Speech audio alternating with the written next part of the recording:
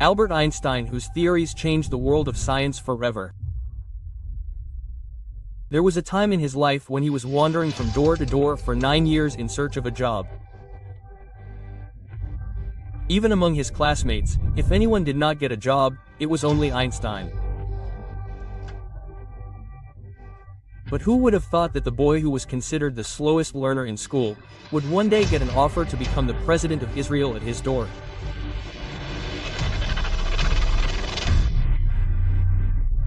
What did Einstein reply to this Israeli ambassador, and what were the reasons due to which no one was ready to hire such an intelligent person? Nazarene Albert Einstein was born in 1879 in the German city of Ulm. He was looked at with strange eyes in his childhood itself because he was not like other children. He was a very slow learner. He started speaking late and in school, teachers considered him an average or weak student. But the reason behind this was that Einstein looked at everything with curiosity. If he did not understand something in school, instead of memorizing it by rote, he would try to understand its concepts. Due to which he always lagged behind in the course. Einstein was very creative since childhood, and this was his weakness and later became his strength. Einstein's early education took place in Munich, where he did not like the strict discipline-based system of German schooling at all. A time came when, fed up, Einstein left school and shifted to Switzerland with his family so that he could make his place in the liberal education system there. He wanted to take admission in physics and mathematics in Zurich Polytechnic College there. In the entrance examination, he solved the maths and physics paper immediately. But he failed miserably in other subjects like geology, literature, and politics. After the entrance examination, the college professor called Einstein to his office. He was quite surprised to see Einstein's answers in maths and physics. He wanted to know who taught Einstein all this. To which Einstein replied that he had studied all this himself. But Einstein had failed miserably in other subjects in which mostly rote learning was enough. The professor told him that if he wanted admission in this college, then only mathematics and physics would not work. He would have to spend 1 more year in school to prepare for other subjects. Disappointed, Einstein had to spend 1 more year in school, and luckily the next year he passed the entrance exam of Zurich Polytechnic College. But taking admission in college did not change Einstein's nature. Here also he would skip boring lectures, study on his own, and was not very impressed with the professor. That is, it was not in Einstein's nature to follow him around. The result of all this was that when Einstein graduated in 1900, his professors refused to give him a job recommendation. Now of course he was very intelligent, but Einstein did not have any strong reference. There was no mentor who could get him an academic or research job. In those days, the recommendation of a professor was very important to get a job in the field of science, and Einstein lagged behind in that race, and the result was that his classmates who were academically stronger than him reached better positions because they had the support of the professor. Einstein applied at many places in Germany and Switzerland. He was rejected at universities, schools, research institutes. He wrote letters to the professors, but everywhere he got the same answer. "We are sorry, we cannot hire you." This was also personally painful for Einstein because he felt that people were not able to see his work and potential. Einstein's frustration can be well gauged from his letters and diary.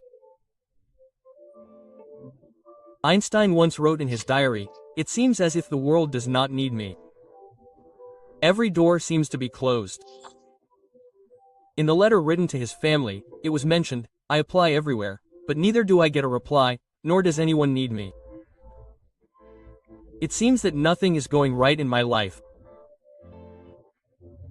In another famous letter that he wrote to his girlfriend Mileva, Einstein said, "I feel I have become a useless person. I live only in physics. But the world listens only to those people who fit into their system. This frustration was affecting Einstein's personal life. Lack of money, tensions in marriage and dissatisfaction with himself. Another problem was that Einstein's nature was very idealistic. He was clear that he would only do a job related to science. He had no interest in practical or commercial jobs. At that time, Einstein was having an affair with one of his classmates, Mileva. But the two were not getting married only because Einstein did not have a job. Financial pressure was increasing. Mileva was expecting Einstein to earn something, but Einstein's hands were tied. A time came when Einstein had to earn money by becoming a private tutor, where he used to teach maths and physics to school students. Finally, a friend of Einstein advised him to apply for the job of an examiner in the Baron Patent Office. It was a low-level government job, but at least it was a start. Einstein applied and surprisingly, without much experience, he got the job in 1902. Einstein's job in the Baron Patent Office was to check the applications for new inventions and patents, to see what was really innovative and what was not. This job was boring, but it was like a straw to hold on to for Einstein. Since this job was 9 to 5, he continued his scientific research on nights and weekends. Of course, this was not the professor's job for which Einstein was striving. But whatever was there was better than nothing. After that, a time came when Einstein's fortunes started changing. While working in the patent office, Einstein made the biggest bang of his career in 1905. In a single year, he published 4 revolutionary papers. These included special relativity, photoic effect, Brownian motion and mass energy equivalence, also known as E=mc square. These papers shook the scientific world of that time. Suddenly, the name of a person doing a simple job in the patent office started becoming famous among the scientists of Europe. One of Einstein's papers, photoic effect, became the foundation of quantum physics, and the other, special relativity, changed the understanding of time and space. After passing out in 1900, finally in 1909, i.e. 9 years after graduation, he got a job offer to become an assistant professor at the University of Zurich.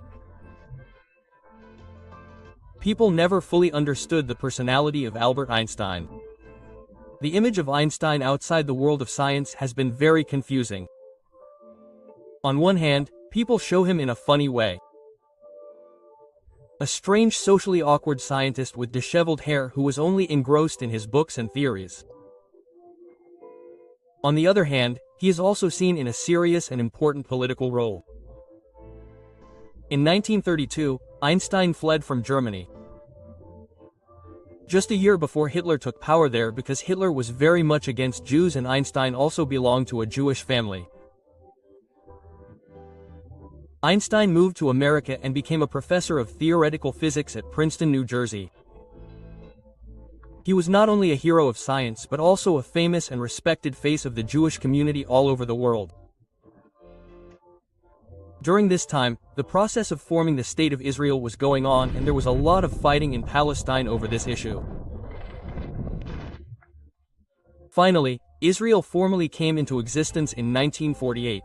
But after just 4 years, in 1952, Israel's first president, Koham Weizmann, passed away. Now the Jewish community had no leader. So at that time, the Zionist leaders thought, why not make Albert Einstein the next president? After all, he was a renowned physicist and was also respected in the society. Meaning, he had become not only a scientist but also a political and cultural icon. On the 17th of November 1952, Einstein received a letter. This letter was sent by Abba Eban, who was Israel's ambassador to the United Nations at that time. It was written in the letter that through this letter, Prime Minister Ben-Gurion's message is being conveyed to you that if the Israeli parliament votes you to be the president of Israel, will you accept this offer? If you agree, you will have to shift to Israel and take citizenship there. The Prime Minister assures that in such a situation, you will be allowed to continue your scientific work with complete freedom and convenience.